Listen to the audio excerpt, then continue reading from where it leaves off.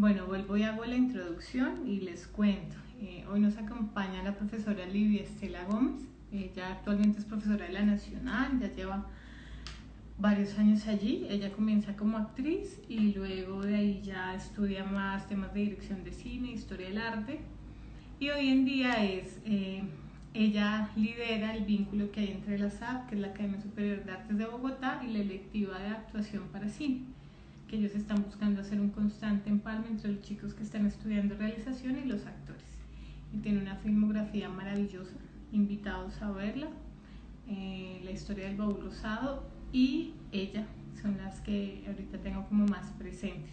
Y es una experta en dirección de actores.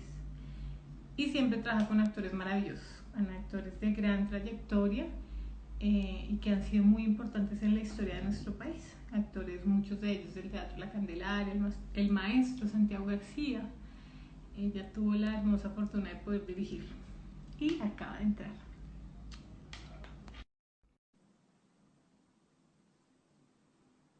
Y muchas gracias por la paciencia. No sabía, no sé qué pasaba. Hola Livia. Hola, ¿cómo estás? Bien. ¿Qué pasaba? ¿Estabas como desde el computador o algo así? Sí, estaba desde el computador, pero no. Pues me toca aquí desde el teléfono. No, no estoy tan cómoda, pero bueno. Bueno, muchas gracias Livia. Yo nunca lo había intentado desde el computador, entonces no sabía cómo indicarte en ese momento. Bueno, ya una breve presentación tuya de lo que conoces. Dame un segundo, cierro en el computador para que no haya retorno. Perfecto. Pues me toca aquí desde el teléfono. No, no estoy tan cómoda, pero bueno.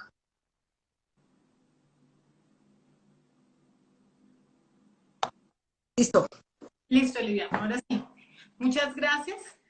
Yo ya hice una pequeña presentación tuya, Livia, de lo que conozco de tu hoja de vida, lo que he podido ver brevemente de tu trabajo, pero me gustaría un poco hablar sobre cómo fue ese paso, porque según lo que yo escuché, tú comenzaste como actriz y luego poco a poco fuiste pasando como directora. Entonces, ¿cuál fue esa necesidad de hacer ese traslado y si sientes que ese camino te dio una visión distinta del oficio de dirección?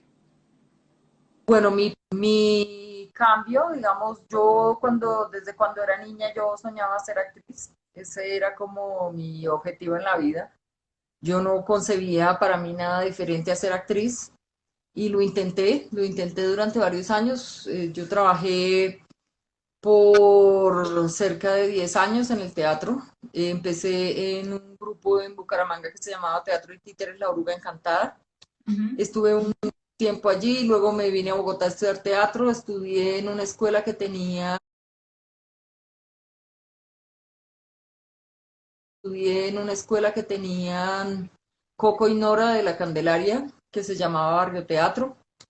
En Barrio Teatro estudié, entre otras, con Fanny Baena, que es actriz hoy en día. Ah, bueno, fue actriz del Teatro La Candelaria, ya no.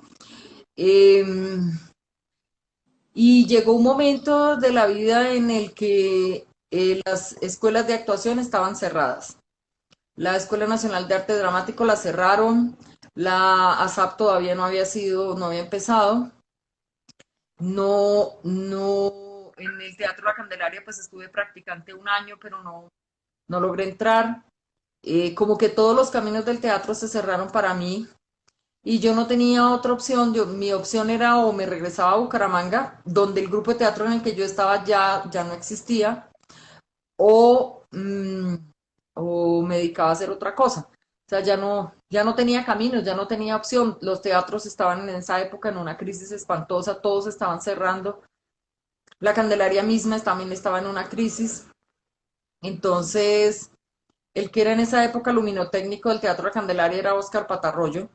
Y Óscar me dijo que había visto que la Universidad Nacional había abierto una carrera de cine y televisión, que le parecía que eran como afines, que porque no intentaba, porque yo ya estaba, era que me regresaba a Bucaramanga a dedicarme a hacer otra cosa, porque yo no veía por dónde enfilar el camino.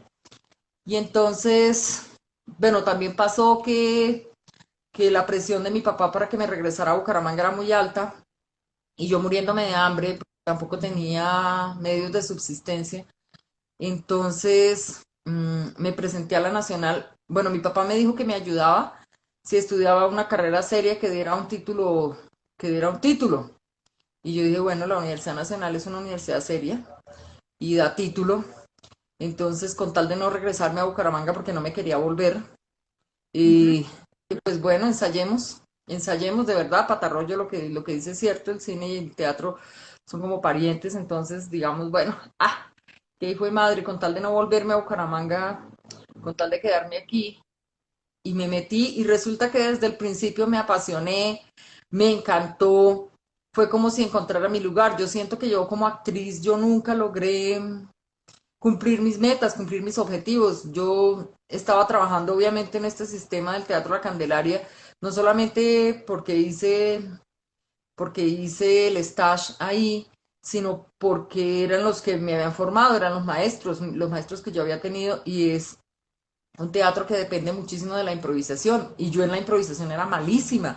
Yo no lograba concentrarme, yo no lograba sacar personaje, yo en lugar de como de echar algo para afuera, todo era para adentro, y entonces no era lo mío, no era capaz, me empezó a atacar la autoestima, pero ya cuando me metí a la Nacional y mis compañeritos, los que eran mis compañeritos hoy en día, ya no se puede decir compañeritos, los que eran mis compañeros, estaban recién salidos del colegio casi todos, entonces yo ya había escrito textos dramáticos, yo ya había dirigido, ya había pasado por la Candelaria, ya tenía toda esta experiencia, yo me los llevé por delante, obviamente era la reina y me empezó a ir muy bien. Eso le vino muy bien a mi autoestima, que estaba bastante deteriorada, porque pues yo me sentía muy frustrada como actriz, porque yo ya me había dado cuenta que como actriz no me ¿Y salían las... cuántos años Ah, tenías? ¿Cuántos años tenías? tenía 19.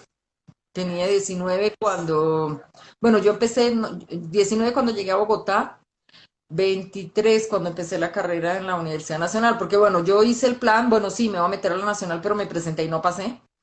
Pero entonces ya como soy yo con las cosas de la vida, pues yo dije, no, esto ya es un propósito, y entonces me puse a volver a estudiar todo lo del colegio, y dije, no, la próxima yo paso porque paso, la presentación era anual, y me volví a presentar y un año después me presenté y pasé. Entonces, sí, bueno, en la universidad me iba muy bien, yo siempre dirigía, yo siempre escribía, yo les llevaba a todos ellos una ventaja enorme, porque yo, digamos, desde el teatro yo ya había aprendido muchas cosas, sobre todo dramaturgia, Ujú. que eso da, en esa época, hoy en día en la Nacional, la mirada digamos, ya no formamos tanto con la idea del cine de autor, sino de verdad buscamos separar un poco el guionista del director, pero en esa época era puro cine de autor, entonces el que escribía terminaba dirigiendo y terminaba siendo el rey y el campeón, y un poco ese fue el camino que yo me tracé. Yo que, digamos, yo no soñé para mí un futuro en el cine, nunca me visualicé como directora. Yo quería ser actriz, ese era mi sueño, pero no, decididamente yo no soy actriz, o sea, yo Pues, sirvo para escribir y para dirigir. a estas alturas del partido, Olivia, si te invitaran a actuar, ¿volverías a intentarlo? No, No, no, ya. bajo ninguna circunstancia. Yo sé que no soy buena actriz, o sea, yo no me puedo concentrar, yo no puedo entrar en el personaje, yo no, es que quizá también se necesita tener como de origen, ¿no? Creo que en eso no. Yo sé, digamos, yo puedo escribir y puedo dirigir y puedo hacerlo muy bien. De hecho, hago cameos en todas mis películas, hago un cameo, pero tiene que ser una aparición fugaz porque no soy capaz más que de eso. Bueno, estamos con actores. Entonces comencemos por hablar un poco del método de las acciones físicas. ¿De Ujú. dónde viene el origen y si tú lo tomas y haces algunas transformaciones o ajustes? Bueno, pues si estamos con actores, todos saben que el método de las acciones físicas fue algo de lo que desarrolló y trabajó Stanislavski hasta el final de su vida. Em, el método de las acciones físicas luego lo tomó un director argentino que se llama Raúl Serrano, y Raúl Serrano ha desarrollado una metodología para el teatro sobre las acciones físicas que es muy interesante. Digamos, yo lo estudio un poco, o hago que mis estudiantes lo estudien un poco, pero yo adapto un poco, pues toda esta metodología que se usa para el teatro, la adapto un poco para el cine y me parece que es una excelente metodología. A ver, eh, no sé, yo no estoy tan segura, aunque yo le creo mucho a Raúl Serrano, yo no estoy tan segura de que sea la mejor metodología para trabajar en teatro, porque me parece que va hacia cosas que son mucho más importantes en la actuación para cine, ¿no? La actuación para teatro es una actuación que tiene que ser mucho más grande, es una actuación que es mucho más grande en el sentido corporal, en el sentido del gesto, en el sentido de...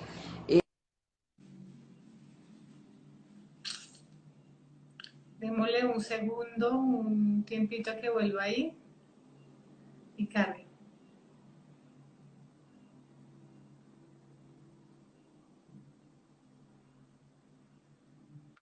Hola, listo. En que en el teatro necesitamos todo más grande, energía en gesto. Sí, ¿Mm? sí, porque necesitas llegarle igual al espectador de la primera butaca como al espectador de la última butaca. Entonces los gestos tienen que ser grandes, la entonación de la voz tiene que ser acorde, eh, eh, en fin.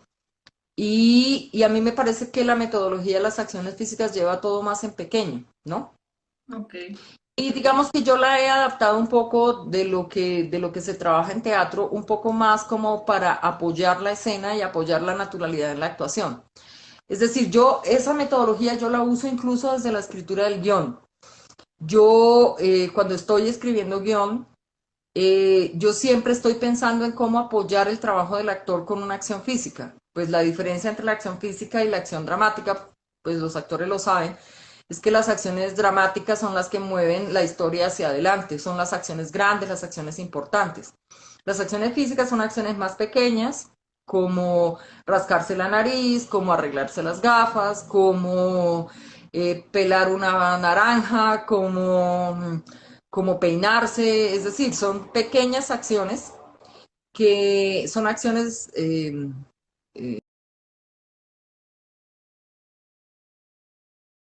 en el escenario, digamos, acciones escénicas, las llaman algunos. Son pequeñas acciones que para lo que sirven es para darle verosimilitud y para darle espesor a la actuación. No, digamos, por ejemplo, cuando yo estoy dirigiendo una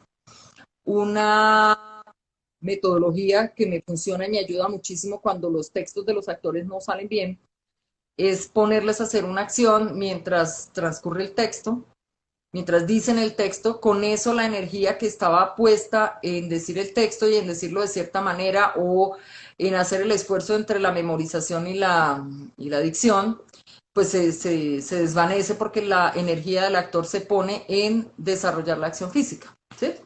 Entonces, me parece que ese, digamos, es una metodología que a mí me ayuda muchísimo para dar también, no solamente espesor a la actuación, para darle verdad a los diálogos, para crear unas ciertas condiciones en la escena que puedan estar cercanas a la verosimilitud, a el transcurrir de la cotidianidad, a lo que llamamos la verdad, ¿no? En teatro creo que se llama verdad escénica, en el cine se llama la verosimilitud.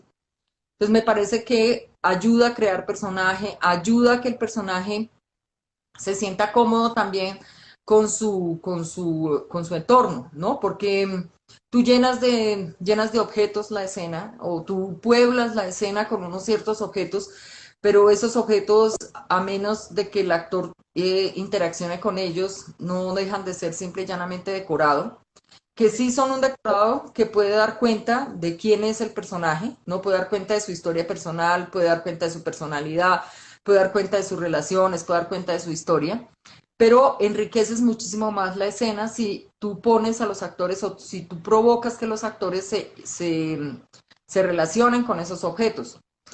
Puede estar ligada a los objetos o puede estar ligada al personaje mismo, ¿no? Porque un personaje que se seca permanentemente las manos porque las manos le sudan aparentemente, ¿no? Pues eso es del personaje. Está revelándonos, en lo subtextual está revelándonos nerviosismo, ¿no? Y ahí no está interaccionando con los objetos.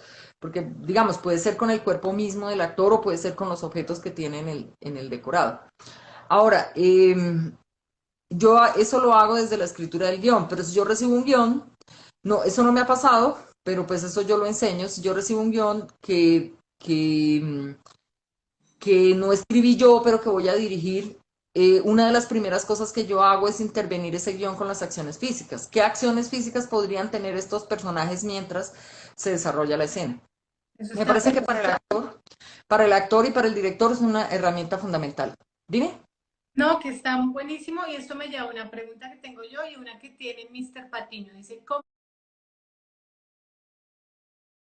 se corrige a un actor que se vuelve mecánico por los gestos y deja de un lado la emoción? ¿Cómo sería esa metodología hasta que logre, digamos, vincular todos los elementos? Sí, hay una cosa y es que en esta metodología de las acciones físicas, yo ya lo he dicho que las pongo desde el guión, pero yo el guión que le entrego a los actores, procuro liberarlo un poco de estas acciones físicas. ¿Para qué? Para que las acciones físicas sean sugeridas directamente por el actor. Pero pasa también que el actor no, digamos, le pongo un radio y un destornillador, ¿no? Con la idea de que al actor se le ocurra que mientras dice un diálogo que está difícil de decir, pues se ponga a desarmar el radio con ese destornillador. Pero puede ser que el actor no las coja, puede ser que ponga su energía y ponga su concentración en otra cosa. Si la cosa que él propone desde las acciones físicas es mucho más interesante que desarmar el radio con ese destornillador, pues yo lo dejo, quito el destornillador y quito el radio y lo dejo desarrollar su acción física, pero en muchas ocasiones de lo que se trata, de lo que, digamos, de lo que yo trabajo como directora es provocar en los actores espontáneamente la aparición del trabajo con las acciones físicas. Ahora, hay muchos actores también pasa que hay muchos actores que son muy juiciosos y lo preparan, no simple y llanamente esperan a ver qué encuentro en el decorado o qué me propone el director. También me he encontrado muchas veces con actores que de entrada dicen, oye, ¿será que me podrías poner encima de la mesa? ¿Será que me podrías poner un libro y un trapo? Y bueno, sí, listo, que le pongan un libro y un trapo, y porque algo, sí, cuando el actor pide eso es porque algo se inventó, algo va a hacer con eso, digamos, ¿sí? Ya está, ya las tiene cantadas o sabe que yo trabajo esa metodología o simple y llanamente lo va a proponer porque también es su metodología, ¿no? Porque esa no es una metodología, yo la aprendí cuando era actriz, pero eso no es una metodología que solamente conozcan los directores, pues obviamente eso es una metodología que los actores también conocen muy bien. Entonces, la persona que pregunta dice, ¿cómo se corrige a un actor que se vuelva mecánico? Cambiándole las circunstancias, cambiándole digamos, se vuelve mecánico, supongamos que se vuelve mecánico en sí mismo en una acción física. Por decir algo, la acción física que se le propuso o que él propuso es sacarle punta a un lápiz, ¿no? Y ya de tanto repetirlo, ya se ve que la sacada de la punta del lápiz es una estrategia. Entonces, de golpe, yo le digo, bueno, en vez de sacar la punta al lápiz, borre todo lo que tiene escrito con el borrador. Eso, el solo ya sacarlo de eso que ya tiene tan claro y que ya repite de manera mecánica, hace que inmediatamente vuelva a surgir la espontaneidad. De hecho, sorprender al actor proponiéndole desarrollar acciones físicas es de por sí ya un detonante de la espontaneidad. Te iba a preguntar, ¿tú ensayas y desde los ensayos tú ya les propones objetos que los impulsen a improvisar? ¿O cómo es ese pre para exactamente construir las acciones físicas? Yo ensayo, pero no ensayo en el set de rodaje. Yo ensayo los días previos al rodaje. Yo soy muy juiciosa y hago todo un proceso de reuniones, de trabajo de mesa. Vamos, yo vengo del teatro y pues de un tipo de teatro para el que todo eso es muy importante. La construcción del personaje, el trabajo de mesa. Y yo hago todo ese proceso con los actores, no con todos, con los principales, con los secundarios más importantes. Y, y los ensayos, procuro, por ejemplo, también, eso no en el baúl rosado, pero desde ella, yo procuro cuadrar la planimetría desde los ensayos. Es decir, Perfecto. yo cito a los actores a ensayo, los pongo a improvisar la escena y a partir de la forma como ellos improvisan la escena construyo la planimetría. En el baúl rosado yo hice al revés, yo hice la planimetría y luego hice caer a los actores en esa planimetría que yo había construido.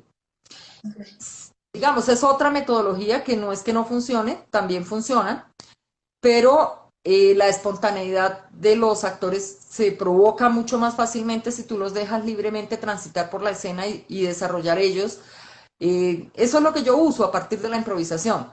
No, la improvisación no significa que los diálogos estén huidos, ¿no? La mayoría de los actores improvisa estos ensayos, los improvisa con el texto en la mano, tratando de seguir el texto, porque pues los ensayos se hacen unas 2 semanas antes de rodar, entonces todavía no tienen aprendido los textos, pero eso me permite mirar cómo se van a mover por el espacio, cómo se van a relacionar.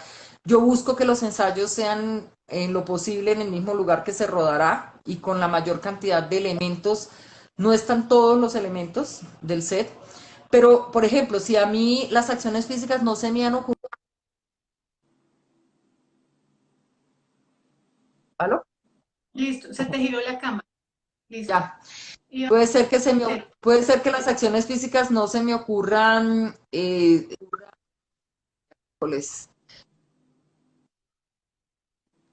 que como está en el teléfono me entran mensajes y se voltea la cámara.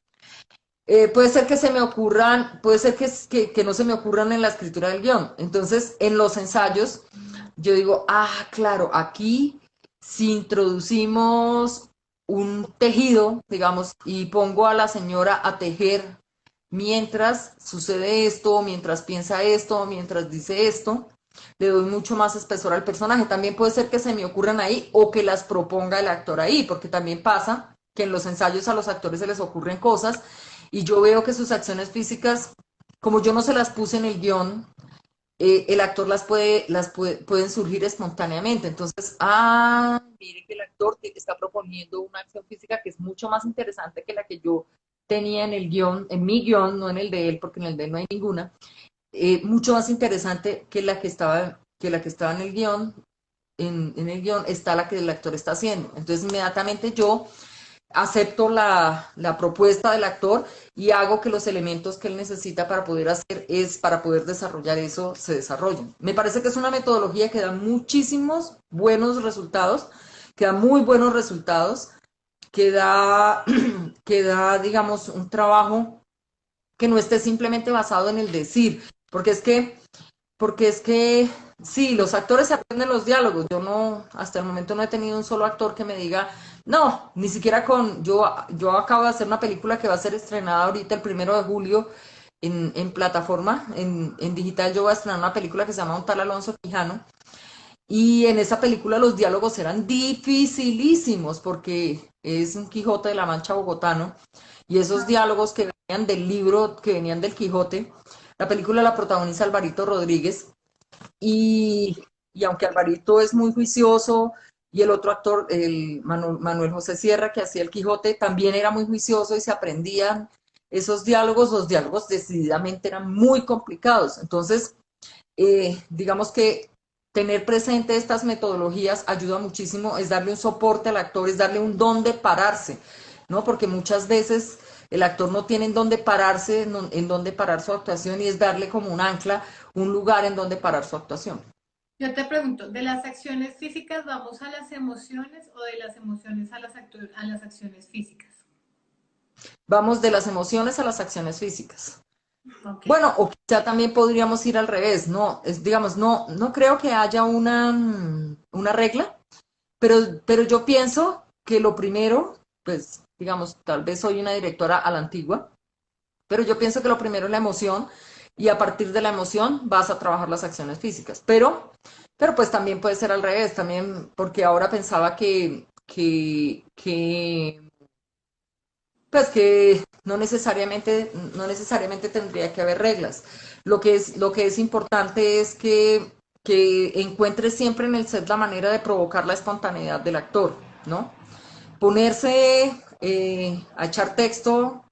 Muchas veces incluso yo he cambiado texto por acciones físicas o por lenguaje no verbal, porque me parece que es un terreno mucho más del cine, eh, el terreno de lo que se dice o decir tanto o tener tantos diálogos es una cosa que es mucho más de la televisión, ¿no? El cine busca mucho más una actuación pequeña, una actuación que está concentrada entre el ojo y el cerebro prácticamente, ¿no? Porque lo que tú expreses con los ojos, el espectador lo va a ver, va a estar ahí, va a estar mucho más cerca del personaje, va a estar mucho más en el alma del personaje porque está muy cerca a sus ojos, porque está muy cerca a su cara.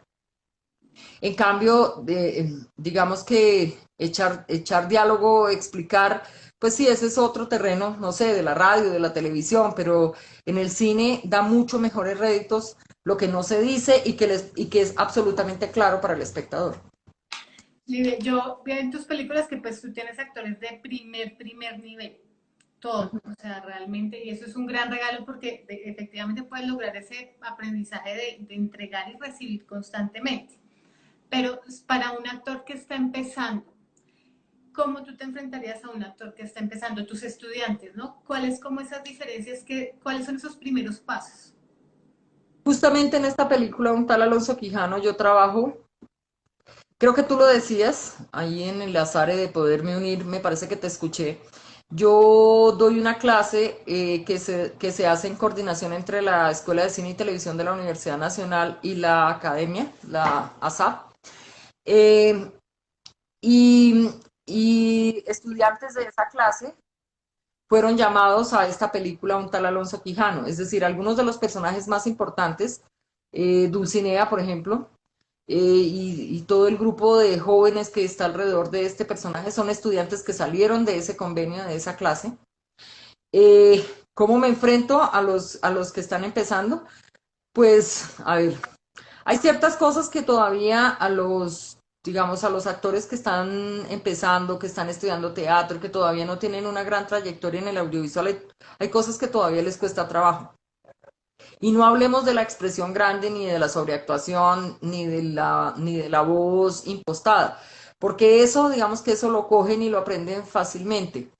Hay ciertas cosas como de la disciplina del set que todavía hacen falta, ¿no? Pues digamos, los métodos de trabajo en el teatro son muy diferentes, ¿no? Tú ensayas y del ensayo vas a la función y estás en la función y bueno, en fin. Pero en el cine, tú ruedas un plano, esperas 3 horas para poder rodar otro plano, duermes o lees un libro o te aburres o haces algo mientras, pero no puedes abandonar el set, porque si abandonas el set es posible que te necesiten. Es un poco como esa disciplina de tener paciencia, esperar, no alejarse del set. Eso me parece que todavía les cuesta un poquito de trabajo, porque son metodologías de trabajo diferentes. Pero yo siento que, bueno, en general a mí me gusta, yo siempre prefiero trabajar con actores de teatro. La, Tú decías ahora que mis actores son de primer nivel. Sí, pero si te das cuenta y los detallas un poquito, todos esos actores de primer nivel que han hecho muchas películas o que llevan mucho tiempo en la televisión, todos empezaron en el teatro. Sí. Para mí es casi una condición que sean actores formados en el teatro. ¿Por qué? Porque para mí es importante el ensayo, para mí es importante el trabajo de mesa, para mí es importante la disciplina de la creación del personaje. Yo no hago cosas en las que yo no elijo un casting por la apariencia física únicamente. Yo elijo un casting porque haya como una disposición a salirse de su lugar de confort. Yo busco casi siempre sacar al actor de su lugar de confort porque eso provoca en el actor un trabajo, eso provoca que el actor se haga preguntas, investigue, eh, obviamente al hacerse preguntas encontrar las respuestas, ¿no? ¿Quién es el personaje? ¿Por qué está en este lugar del mundo? ¿Por qué está en esta situación? ¿Qué lo llevó a desear esto? ¿Qué lo llevó a sufrir por esto? Y esas preguntas son las que hacen que se prepare un personaje, ¿no? Esto que usa mucho la televisión de que se aprenden el libreto y salen prácticamente a ser de sí mismos porque el casting es muy parecido, el casting del actor es muy parecido digamos, al personaje que van a ejecutar. Yo no puedo con eso. Me parece que cuando tú pones al actor en un lugar en el que el actor no se siente cómodo, eso obliga al actor a hacerse preguntas. Y ese hacerse preguntas lo obliga a hacer un trabajo. Y me parece que ese es el kit de la cuestión, hacer un trabajo. Eso solo tú lo obtienes con los actores que vienen del teatro. Los actores que vienen del teatro son los que tienen la disciplina de hacer eso. Y eso lo sé porque yo hice teatro, ¿no?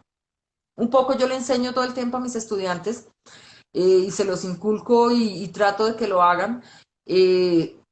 De que hagan, o sea, me encantaría que todos hicieran cursos de actuación, que todos fueran actores por un momento. Yo en la clase que tengo con los de la Nacional y los de la ASAP, a los estudiantes que están viendo mis cursos, yo los pongo a actuar, los pongo de actores.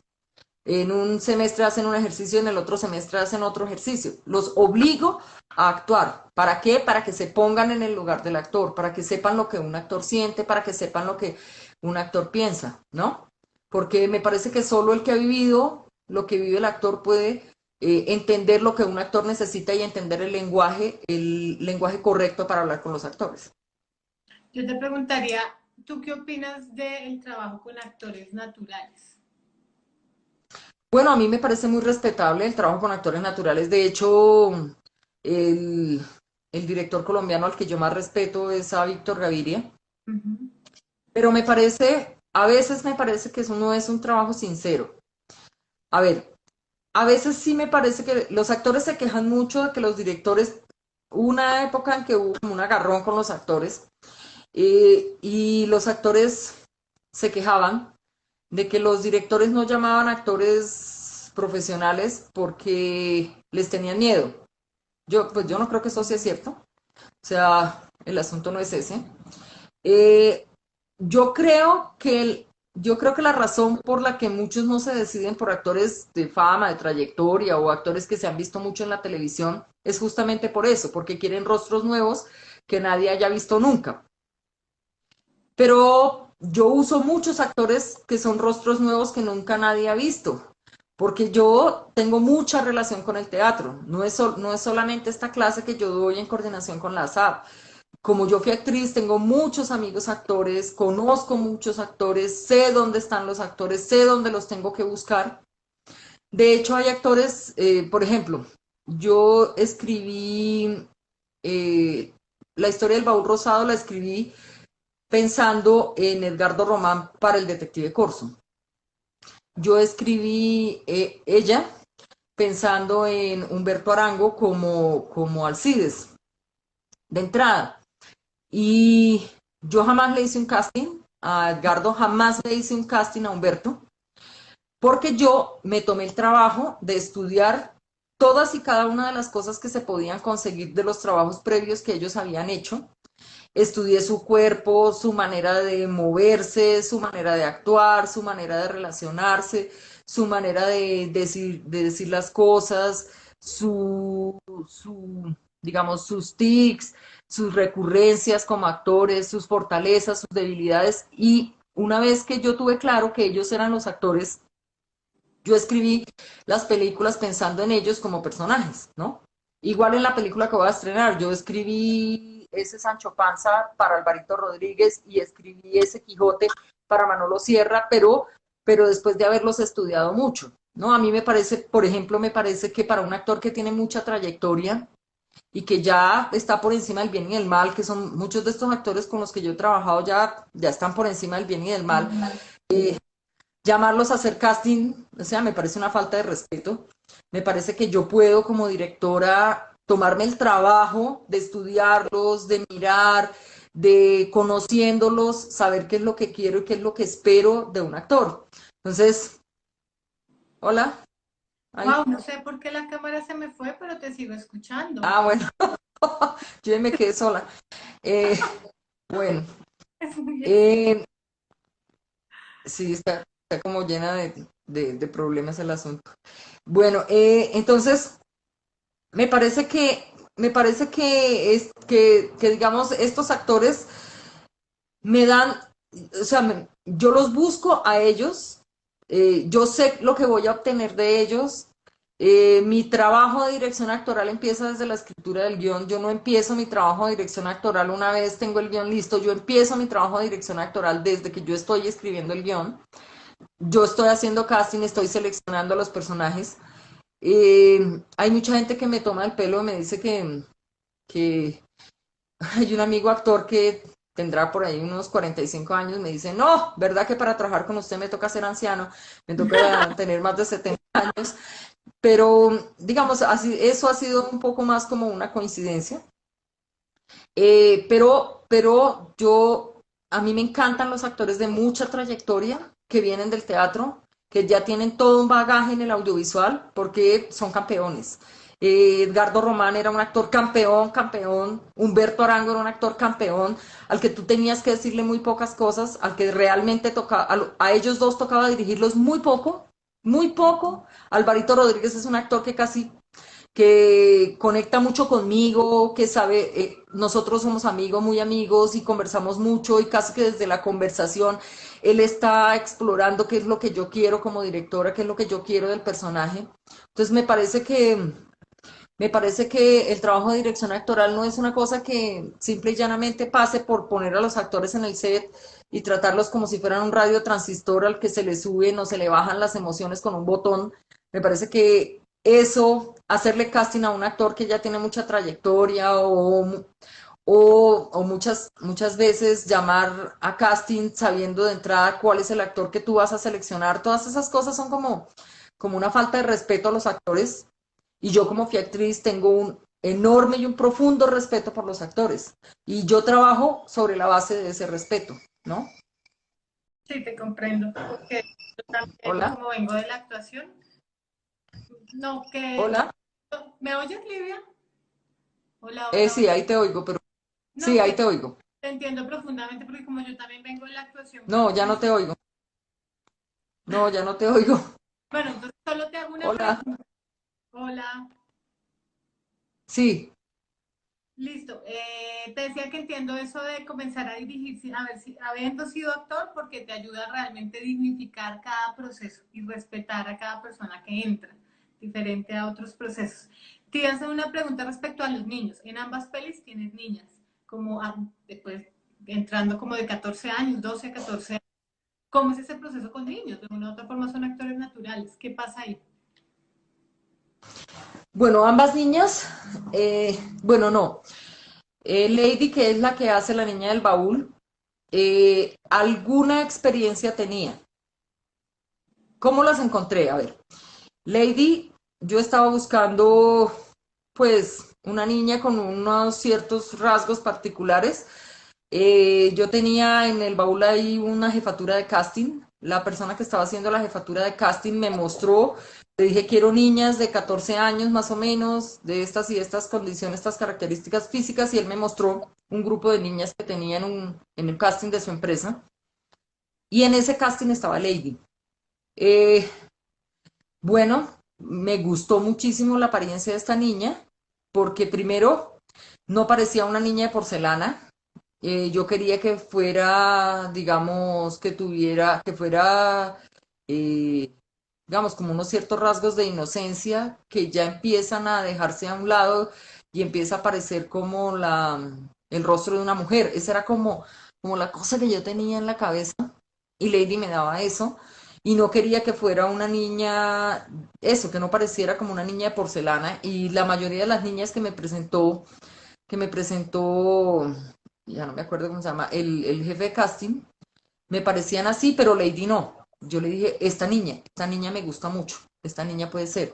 Y resulta que luego investigamos y la historia de Lady era una historia muy bonita, una historia muy particular, era una niña que trabajaba en un semáforo y un actor muy famoso, ya no me acuerdo cómo se llama el actor, muy famoso, muy reconocido, pasaba todos los días por ese semáforo y un día le dijo que, que porque ella, digamos que mientras vendía o limpiaba, no sé qué era lo que hacía, parecía muy histriónica, entonces el actor le dijo que por qué no ensayaba a ser actriz, que él le pagaba para que hiciera un casting en un lugar, tal, tal, tal. Y bueno, el actor este le pagó y ella fue, hizo el casting y el casting quedó registrado. Y ese fue el casting que me llegó a mí. No tenía experiencia, un poco hubo que darle instrucción y formarla, pero el personaje de Lady, de la niña del baúl, es un personaje que no tiene mucho, sí, no hace mucho en la historia del baúl rosado, digamos, tiene muy Es más, poco desarrollo actoral. pero en ella sí la niña pues es fundamental. Sí, es fundamental, pero es como una figuración, no tiene mucho, de hecho me parece que no tiene, no me acuerdo, pero me parece que no tiene diálogos, solo aparece una, otra y otra y otra, pero no, es muy importante para la historia, pero ella misma como desarrollo actoral no tenía mucho. No, pero estoy hablando de ella. En ella la Ah, niña. bueno, en ella la niña, Daisy, que es la que hace Giselle, ese sí es un personaje protagónico, tiene una importancia enorme en la película. Eh, yo la encontré, esa película se hizo en coordinación con El Ojo del Sancocho, El Ojo del Sancocho, que es una organización de Ciudad Bolívar. Tienen un festival que se llama el Festival de Cine y Video Comunitario Ojo al Sancocho. Cuando yo ya tuve la financiación para hacer ella, yo me dije, bueno, hay que encontrar la manera de llegar al barrio. Yo soy enemiga de, de ser como extranjeros en la propia tierra. Es decir, yo no vivo en el sur, no voy casi nunca, no es mi terreno, no es vivo en Bogotá, pero no es mi terreno, no es mi territorio. Entonces me molesta un poco esto de llegar con una mirada exotista a un lugar y como una suerte de extranjero que mira ¿cómo se dice? ¿Cómo digo eso? Como con cierta curiosidad, una comunidad a la que no pertenece. La gente que hace cine así a mí me molesta un poco, me parece poco honesto.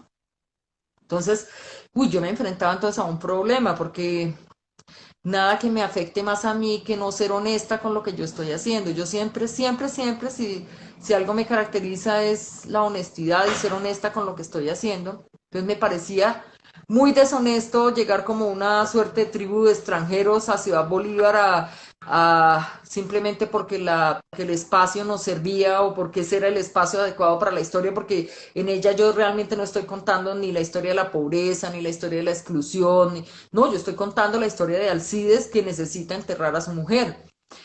Y eso tiene que transcurrir en ese contexto porque si no es en ese contexto el tipo va a parecer un chiflis que anda con el cadáver de su mujer en un carro esperado, ¿no?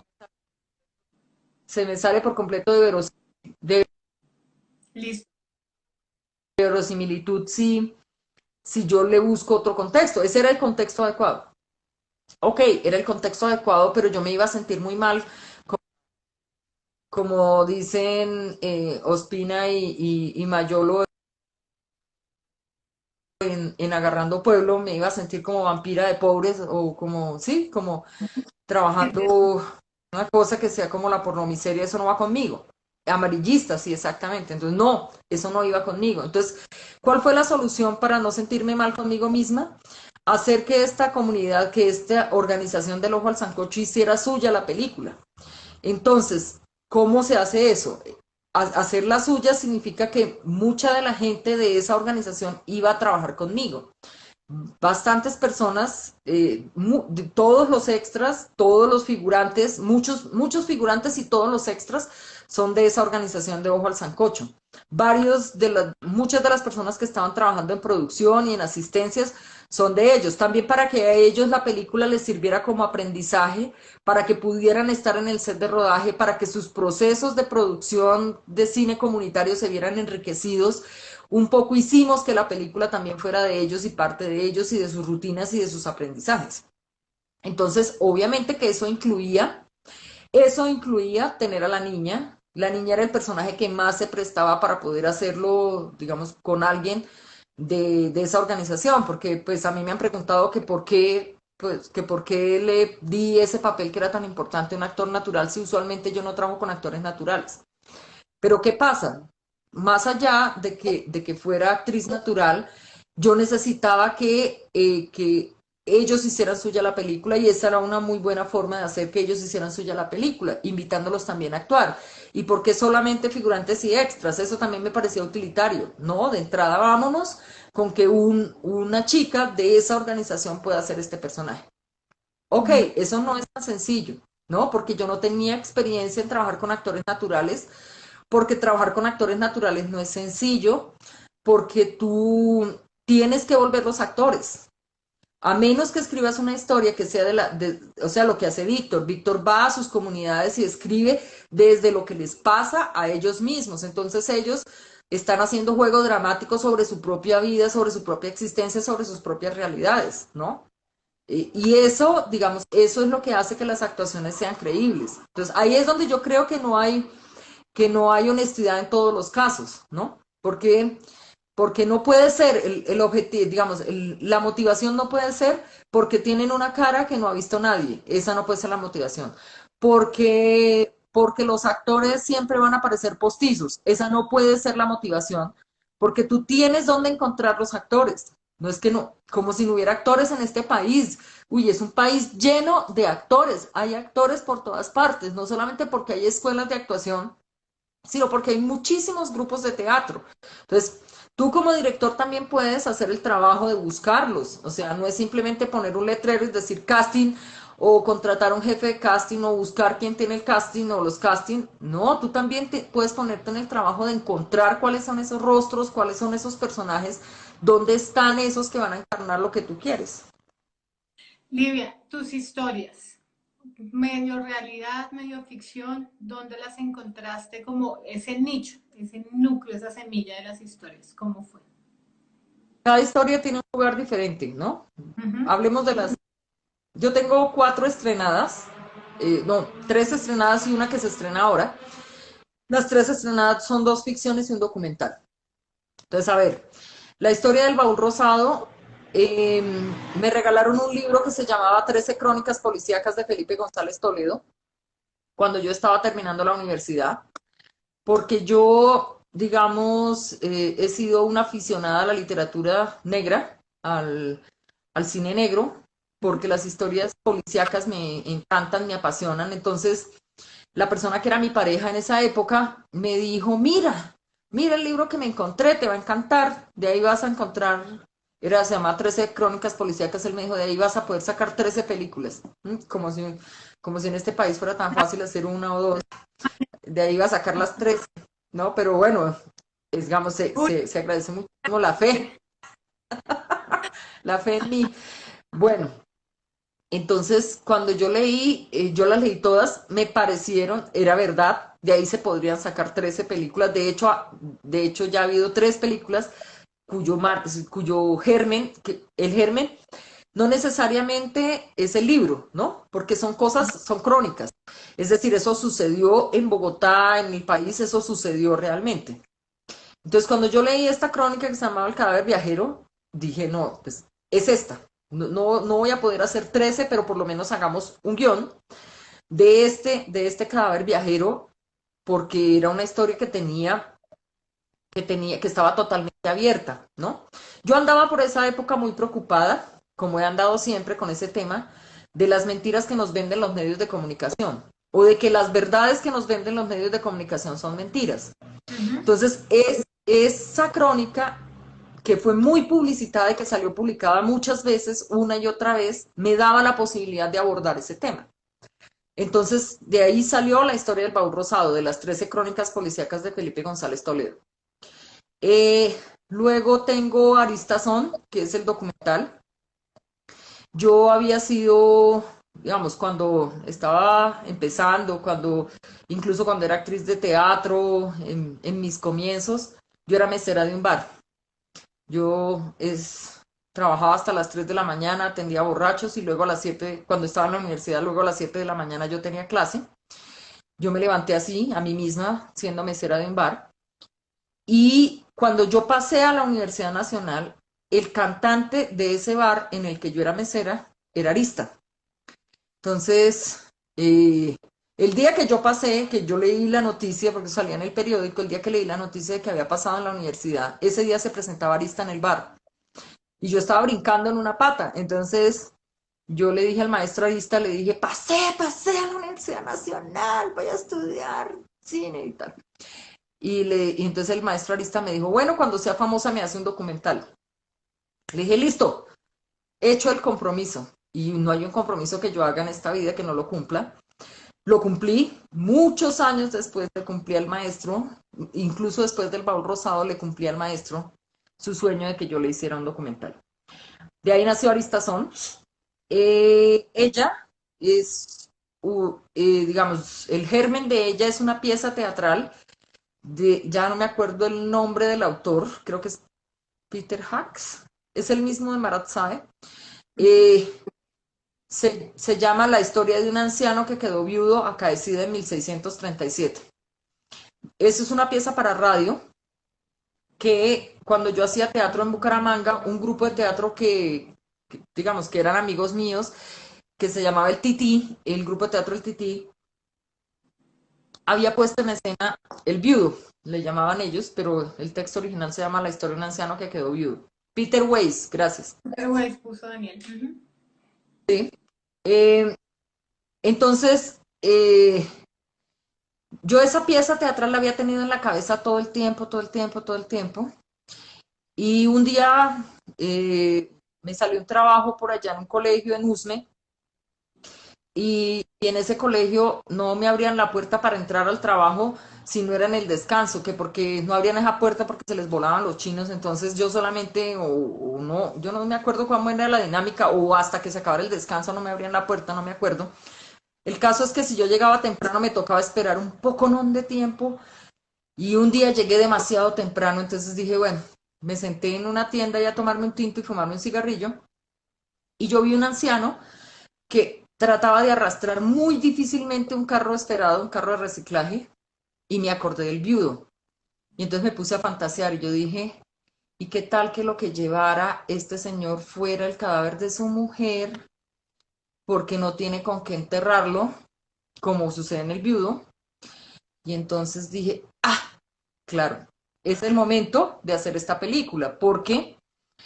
Porque pues obviamente, digamos, hoy en día en el mundo entero está este tema de la muerte, de la indolencia, de la muerte que digamos que está como campeando, como respirándonos en la nuca. Pero en Colombia siempre ha sido así. En Colombia la muerte siempre ha estado ahí presente, respirándonos en la nuca. Y yo dije, esta es una excelente oportunidad para hablar del valor de la vida. A través de la muerte hablar del valor de la vida y hablar de la dignidad del muerto, porque pues pareciera que solamente hay dignidad del muerto si hay dinero con que hacer un entierro digno, ¿no? O lo que llaman un entierro digno. ¿Y qué pasa con el que no tiene dinero para proporcionar eso, ¿no? Entonces, esas reflexiones fueron las que me llevaron a trabajar este texto de Peter Weiss y no es una adaptación, pero sí es digamos, ese como el germen. Ninguna es una adaptación, tampoco hice una adaptación de la crónica de González Toledo, pero ese es el punto de partida, el germen del que yo salí. Ahora, esta película, espera, la película que voy a estrenar ahora, que se llama Un tal Alonso Quijano, que es un Quijote bogotano, salió de otra manera completamente diferente. Cuando yo era estudiante de cine en la Nacional, yo tomé una electiva que se llamaba Cervantes y el Quijote, y el profesor llegaba todos los días con la voz del Quijote a la clase. O sea, el que entraba por esa puerta no era el profesor, sino Don Quijote. Y entonces a mí se me ocurrió, yo dije, ¿y qué tal que el profesor llegara disfrazado realmente? Llegaba con su ropa, pero representando al Quijote. Él había sido actor, el profesor. Y era una clase de teatro leído totalmente, o sea, era, él desde que entraba hasta que salía era Don Quijote en la clase. Yo dije, ¿y qué tal que el profesor se le corría la teja y un día llegara disfrazado del Quijote? Esa es la historia que yo voy a contar en esta película que se estrena ahora. Yo quería pues decirte que apenas la estrenes, porfa me recuerdas y a mí me gustaría poder invitar a toda la gente que tenemos en la comunidad y todo para que podamos realmente ir a ver al Quijote y estar súper pendientes. ¿Listo? Y voy a aprovechar para decirle a los actores, por favor, hagan sus preguntas sin pena, lo que necesiten. Por interna me acaba de llegar una pregunta de un actor muy joven y es decir, ¿cómo tengo acceso a ti, Livia? Un actor muy joven, ¿cómo puede llegar a ti? Yo, a mí me da risa es porque eh, a mí me maman gallo que yo hago una película cada 10 años. Y este año estreno una, o sea, la hice hace 2 años, todavía me quedan 8. Y ya no será un actor tan joven cuando... ya no será un actor tan joven cuando me toque volver a rodar. A ver, el asunto es que hay mucha gente que se autoerige productor independiente, realizador independiente, y pues a mí eso me da un poco de risa porque aquí independientes, todos somos independientes, porque pues dependientes de quién, si es que aquí no hay estudios, ¿no? No, aquí no hay una Aquí no hay estudios. como No industria. hay productores que te contraten, que paguen, es decir, todo el mundo trabaja más o menos por la autogestión. Pero sí hay unos productores con algunas, digamos, más posibilidades que otros, ¿no? Hay productores que pueden tener una productora, una empresa productora y vendiendo a las plataformas o vendiendo a la televisión o haciendo comerciales, tienen como más posibilidades de rodar más rápido, de hacer productos. Yo financio mis películas totalmente con los fondos estatales. Yo no tengo, en este momento, el productor con el que yo estoy trabajando es un chico que fue estudiante mío, que es el productor de esta película, empezó a trabajar conmigo en esta película del Quijote, porque esta película del Quijote fue hecha con estudiantes, es una película de la Escuela de Cine de la Universidad Nacional, todo el crew son estudiantes, entonces yo ya me fui, ya estoy bastante enfilada por ese modelo. Estos productores grandes pues tienen sus propios directores. Yo no, digamos, nadie me paga mis películas, a mí nadie me ha regalado nada. Para poder tener la financiación de una película, a mí me toca ganarme el fondo para el desarrollo cinematográfico y si no, no tengo chance. Aunque esta del Quijote la hicimos con la Universidad Nacional y fue la universidad la que la pagó. Digamos, encontré cómo dejar de ser fondo dependiente gracias a esta película.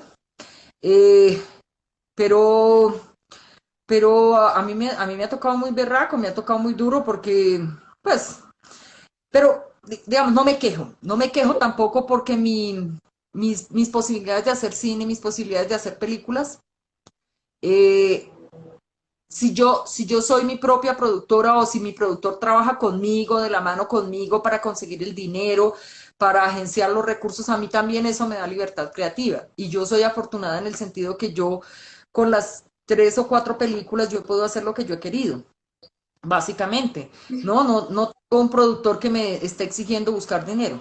Para que no se corte abruptamente, se va a cortar ya, entonces prefiero colgar y de una vez nos conectamos a un live para cerrar. ¿Listo? Muchísimas gracias. Mientras entra Livia, hago la cuña pertinente. Bienvenidos a quedaste.com. Y ya entró Livia. Livia, Livia, Livia, Livia. Listo.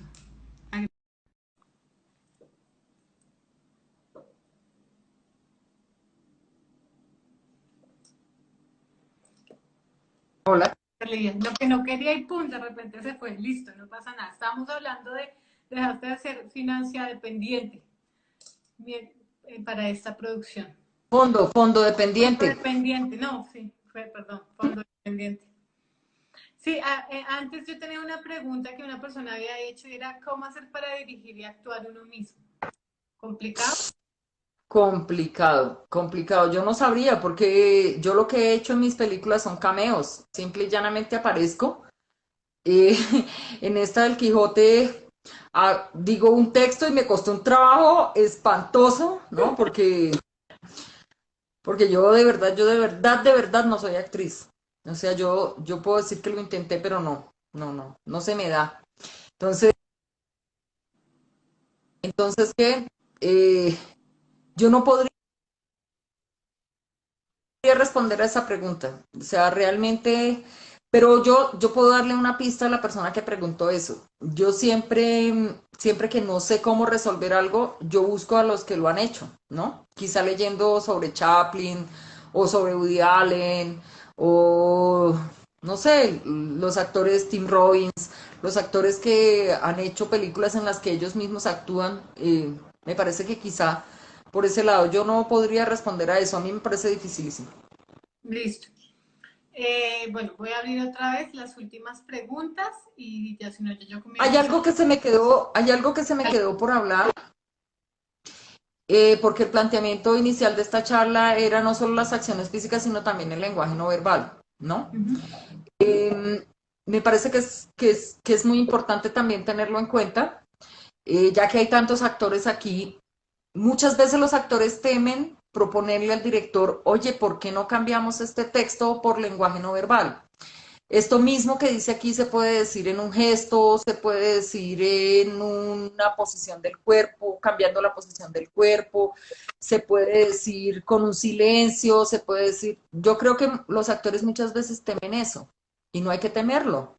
Yo, por ejemplo, como directora, yo siempre agradezco cuando los actores me hacen ese tipo de propuestas. Yo soy fan total del lenguaje no verbal.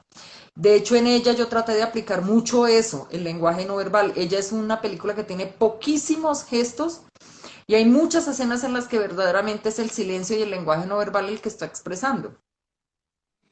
No porque le tema las palabras, no porque le tema los diálogos, no porque no quiera introducir los diálogos, sino porque me parece que tú consigues mucho más complicidad por parte del espectador cuando el espectador sabe los códigos de lectura de ese lenguaje no verbal y los comparte con el personaje. Me parece que eso hace que el espectador se una mucho más anímicamente que ponerse a decir cosas, ¿no?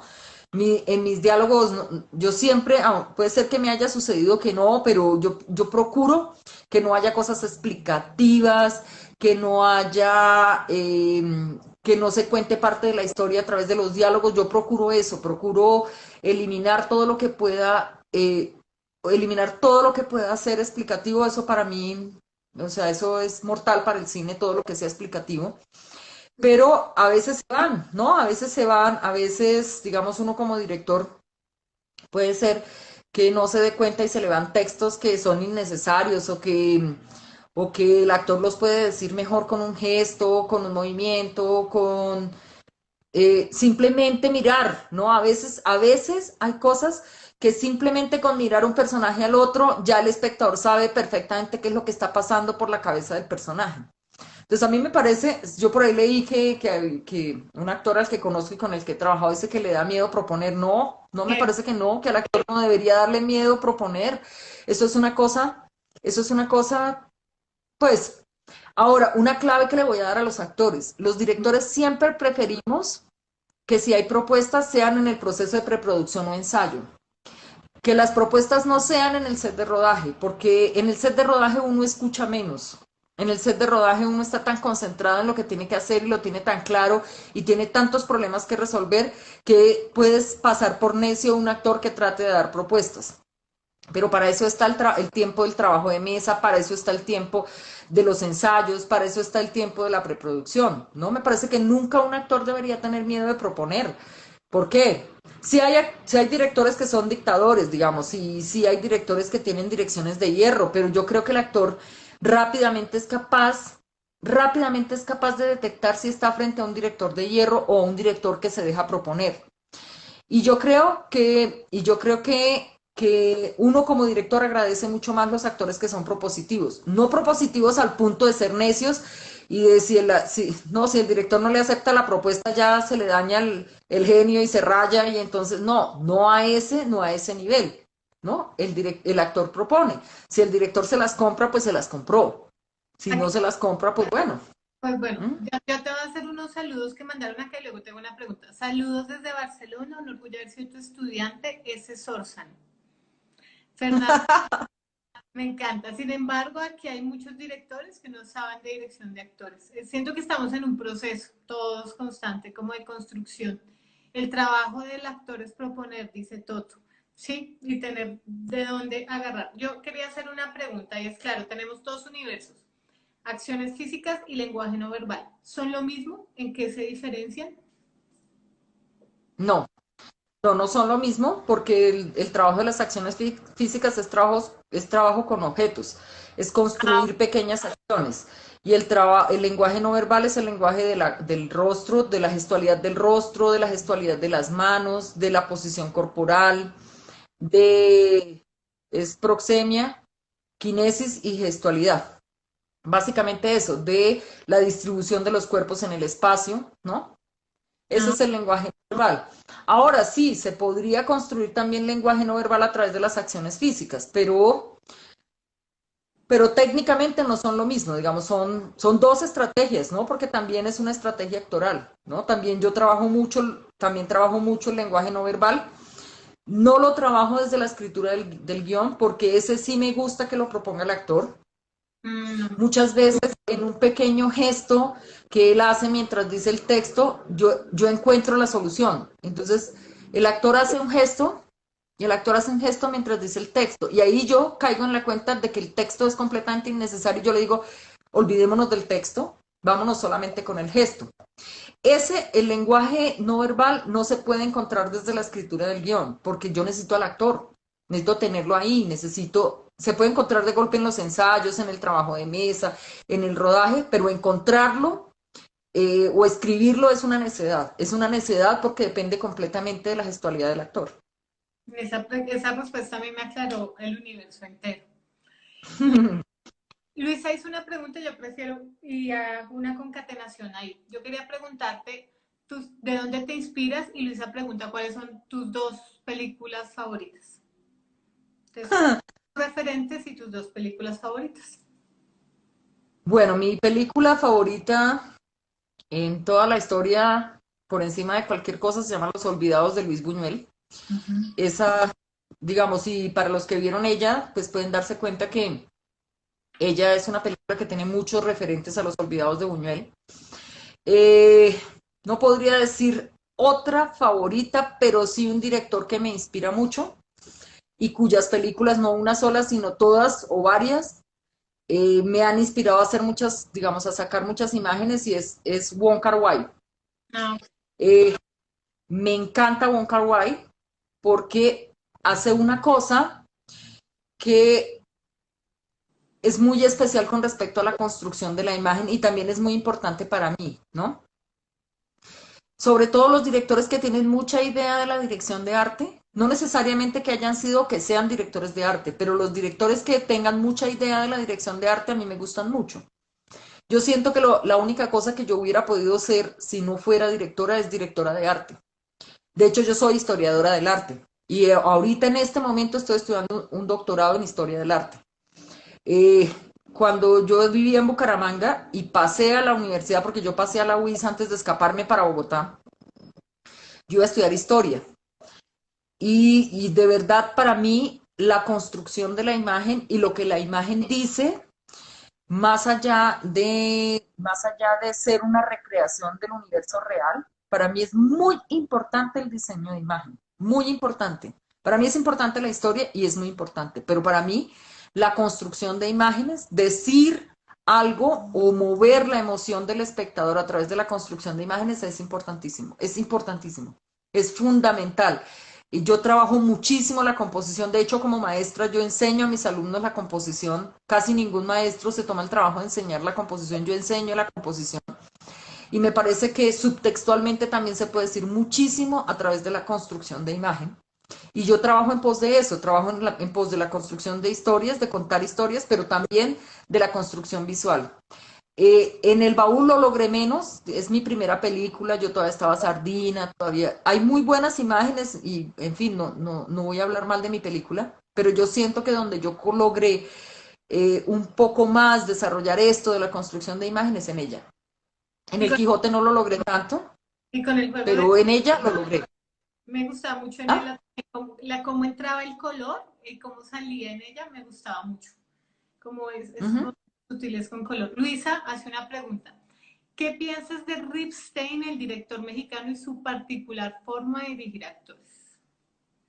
De dirigir actores, no sé, Luisa me nos puede tocaré. dar contexto, una gotica que hace No he leído ni he estudiado cómo dirige actores Ripstein, así que no, ni idea. yo tampoco tengo ni idea. Si rapidito nos haces ahí como un comentario, Luisa, te agradezco. Y ya. Bueno, Olivia, yo pues muy agradecida. Yo siempre cuando era estudiante quise estudiar contigo y me egresé antes. Entonces, para la oportunidad, si haces un taller por fuera o algo de que yo pueda cumplir mi sueño de estudiante. Cuando regrese la presencialidad, Ujú. eh, eso te lo voy a ofrecer solo a ti. Eh, en esta clase que hacemos con la SAP, tú podrías asistir. Si te animas a actuar, Claro, me siento como sí. estudiante. Yo, sí. Me puse hasta Ah, roja. mira, dice que Arturo Ripstein nos encierra y exige mucho. Como, Uy, no. ay, para mí está la imaginación, pero No, dale. pero encerrarlos, o sea, para mí cualquier metodología que sea denigrar o pasar por encima de los actores, no. Nada, nada que pase por encima de la dignidad de los actores. No, yo no puedo, no solo como persona, como ser humano, los encierra hasta enloquecerlos. No, me parece una falta de respeto. O sea, Innecesario. nada que sea, es innecesario, los actores pueden lograr. A ver, una cosa que repito hasta la saciedad que me encanta. Woody Allen dice, haz un buen casting y siéntate a ver cómo los actores hacen su magia. Eso es.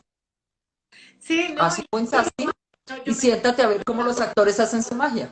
la imaginación es multidimensional, la sensibilidad, uno puede sensibilizarse y llegar a universos desde las cosas más sencillas como para uno estar, uno se quiere vivir siendo actor como para que lo castiguen. Última frase que leo y me despido. Los directores que se quieren hacer los raros a punta de maltratar, ah, sí, no, horrible. ¿Mm? Oh, Felicito. sí. Bueno, Livia, ¿quieres cerrar con algo? Sí, bueno, yo quisiera decir, y bueno, la gente que ha trabajado conmigo, que ahí he visto que han aparecido varios, Diego, Marulla, por ahí he visto varios. La gente que ha trabajado conmigo sabe que yo soy respetuosa de los actores, que yo procuro que estén lo más cómodo posible, lo más tranquilos, yo los escucho. Digamos, tiene mucho que ver con que fui actriz. Yo tengo una actitud poderosamente receptiva con respecto a los actores. Tengo un respeto enorme por los actores. Los actores para mí son los que hacen posible mi trabajo, ¿no? Si yo no logro que los actores hagan suya mi película, yo no tengo absolutamente nada. Yo, de hecho, me hago amiga de ellos. Yo no hay un solo actor que haya trabajado conmigo que no sea mi amigo y me hago amiga de ellos desde el set de rodaje y tenemos complicidades y nos reímos y, digamos, mi trabajo es un trabajo que va muchísimo hacia eso. Pero también soy respetuosa del actor incluso desde antes de trabajar con el actor. Yo no llamo a nadie a hacer casting de balde, yo no le mamo gallo a la gente, no nos llames, nosotros te llamamos. Yo siempre les digo a mis estudiantes, nunca pronuncien esa frase porque los actores saben perfectamente que esa frase significa no te voy a llamar, los actores lo saben. Cuando un director dice, no nos llames, nosotros te llamamos, eso es, no te voy a llamar.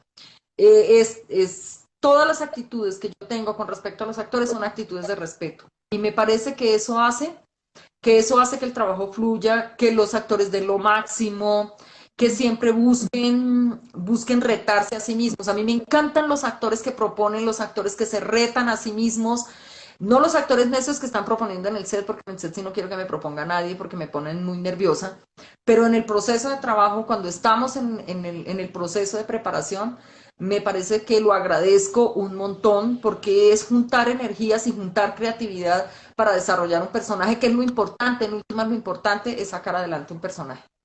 Listo, y aquí yo Pero, y estoy una cosa, para finalizar, mi película Un tal Alonso Quijano se estrena el 1 de julio, se va a estrenar en plataforma, se va a estrenar de forma digital, ya está en Facebook, se llama así, Un tal Alonso Quijano, la pueden buscar, está en Twitter, está en Instagram, la pueden buscar, pueden estar pendientes, pues van a estar este mes, de aquí al estreno van a salir muchos materiales, por favor compartan con todo el mundo, por favor ayúdennos, no, digamos, vamos a tener, por primera vez voy a tener una gran campaña de publicidad, pero ayúdennos a compartir, a dar like, los 15 primeros días la película va a estar gratuita. Y luego, cuando pues se retorne a las salas de cine, la película pues se va a poder ver, pero entonces si la van a ver ahora, luego inviten, corran el voz a voz, que la película se vuelva una tendencia, que la gente sienta la necesidad de verla. Eh, es la única manera de que el cine que yo hago, el cine independiente, tenga alguna visibilidad.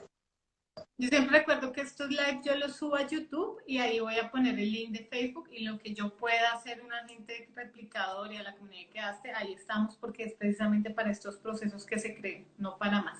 Luisa, que es profe de la SAP, Luisa Vargas. Felicitaciones por lo que haces en la escuela. He trabajado en un par de tesis y los chicos cada vez van mejor. Y Luisa es una gran maestra también de Diego, de todos nosotros. Muchísimas gracias e invitar a la gente a que se Bueno, inscriban. a ti. Ahí estamos buscando tener la comunidad de actores y realizadores precisamente para horizontalizar el trabajo y para que los nuevos tengan visibilidad y los famosos de pronto digan un día quiero hacer un corto universitario y que puedan tener ese acceso. No es más, Lidia, mil gracias de nuevo y te Bueno, aprendo que mucho. estés muy bien. Una Chao, pregunta, chao. si alguien quiere ver tus ¿Ah? pelis, si alguien quiere ver alguna de tus pelis, ¿está en alguna plataforma? Ahorita las o Eh, pues yo creía que la historia del baúl rosado estaba en YouTube, pero parece ser que ya no está. no, no está. Eh, Estuvo gratuita en una plataforma, es posible que vuelva a salir pronto. Ella se vendió a Retina Latina. Retina Latina ya la tiene que pasar este año porque este año se le cumplen los 2 años de... En Movie, es verdad, el baúl rosado está en Movie. En Movie se puede ver el baúl rosado. Listo. Gracias, gracias por recordarme. Eh, Ella se vendió en Retina Latina y va a salir este año, se va a publicar este año, todavía no la han puesto, pero después de que la pongan y cuando ya pase pues la temporada de Retina Latina, yo la vuelvo a poner gratis, la vuelvo a poner de libre visualización, que así estuvo bastante tiempo, pues porque el objetivo es que la gente vea las películas. Listo. No es más, ahora sí. Que mucho se Ahora despierta. sí, Muchas gracias a todos. bueno, bueno, que estés bien. Saludos a todos. Gracias a ti.